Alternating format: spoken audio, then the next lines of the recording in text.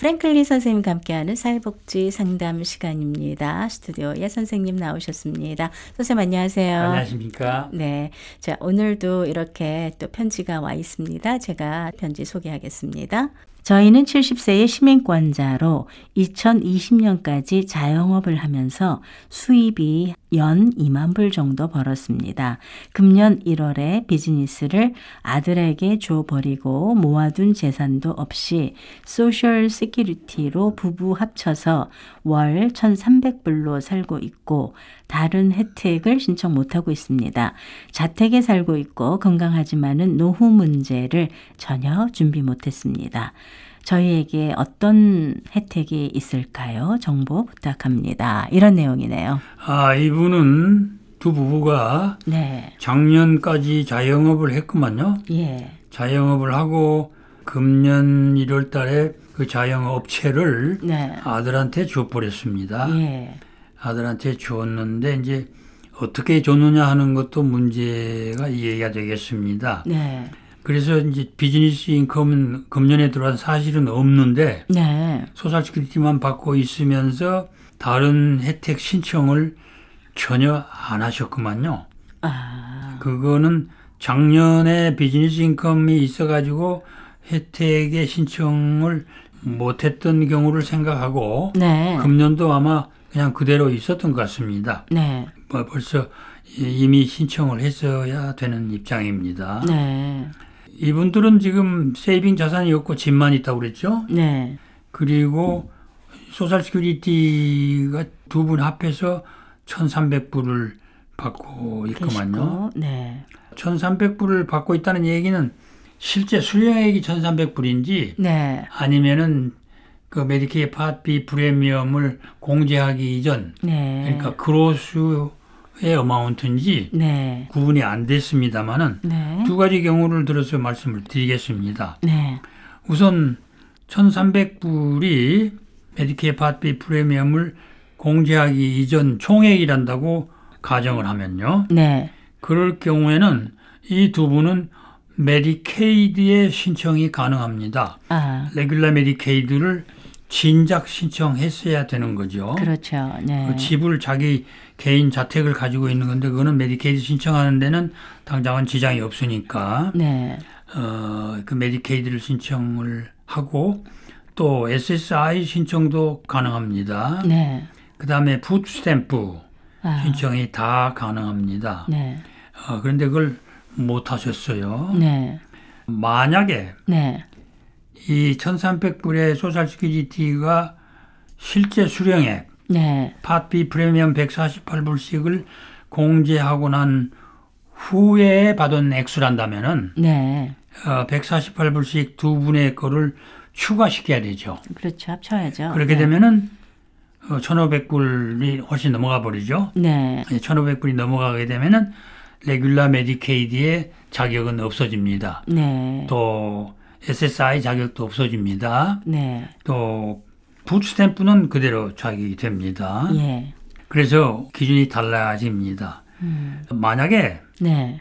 메디케이드를 신청을 할 수 있는 1,300불이 그로스 소셜시큐리티란다면은 네. 총액이란다면은 메디케이드를 신청하시기 바랍니다.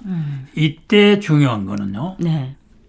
그 1월 달에 아들에게 비즈니스를 줬는데 네. 어떤 형태로 줬느냐 하는 거가 중요합니다. 네. 예를 들어서 아들한테 10,000불에 파는 형태로 줬다.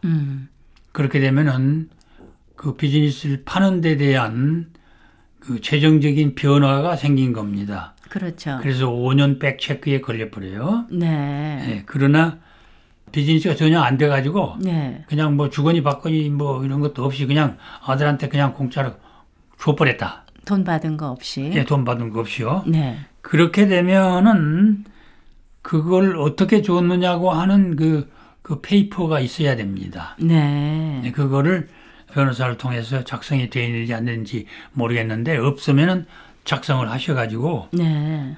본인들이 실제로 돈 받고 판 것이 아니라고 하는 거를 증명할 수 있는 그 계약서, 네. 계약서를 제출해 줘야 됩니다. 그렇게 되면은 5-year 백체크에 걸리지도 않고 메디케이드 신청을 지금 당장 신청할 수가 있습니다. 그게 돈을 받고 파는 게 아니라 그냥 그러니까 괜찮은 비즈니스인데 그냥 자녀분한테 양도하는 거 있잖아요. 그냥 주는 거. 예, 그것도 그냥, 걸리지 않나요? 예. 그거는 네. 일종의 계약의 형태의 페이퍼가 있어가지고 네.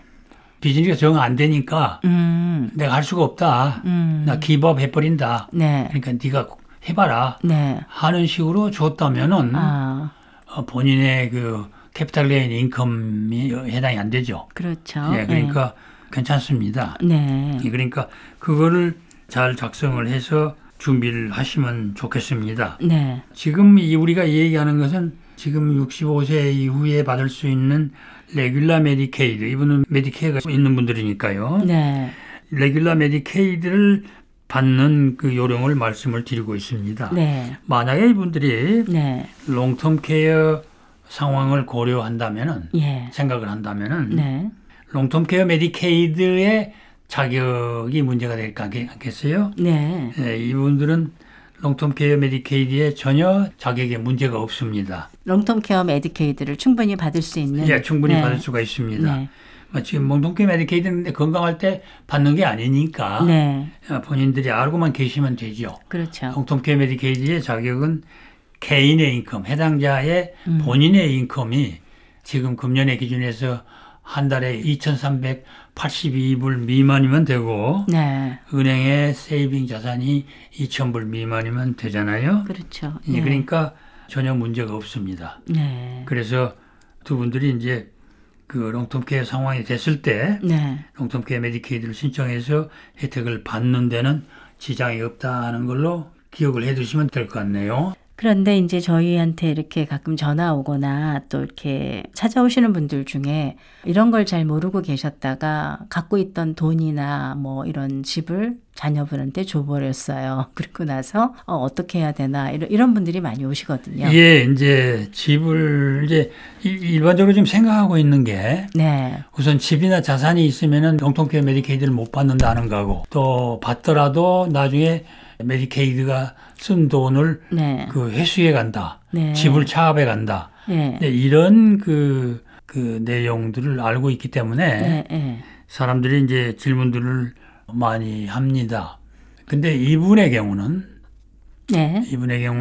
자기 집을 이제 두 분이 소유하고 있다가 네. 롱텀 케어 상황이 되면은 롱텀 케어를 받는 데는 지장이 없습니다. 네. 예, 그리고 이제 나중에 돌아가시게 되면 두 분 중에 한 분이 돌아가시게 되면은 그 메디케이드가 그 액수를 회수하는 대상은 됩니다. 아. 그러나 네. 두 부부가 살고 있는 중에 네. 두 부부가 같이 돌아가실 리는 없잖아요. 그렇죠. 어느 한 분이 살아 계시면은 그 집에 살고 있는 한 그 메디케이드에서 회수 조치를 못한다 하는 것 기억해 두시기 바랍니다. 네. 또는 자녀들이 22살 이상 되는 자녀들이 그 집에서 2년 이상 살았거나 네. 또는 22살 미만의 장애인 아들이나 딸이 네. 그 집에서 살고 있거나 네. 그러면 그 메디케이드의 회수의 대상에서 네. 면제가 됩니다. 네. 예, 그거는 뭐 그 모든 스테이트에 다 똑같은 그 연방법인데요. 네. 예, 그렇기 때문에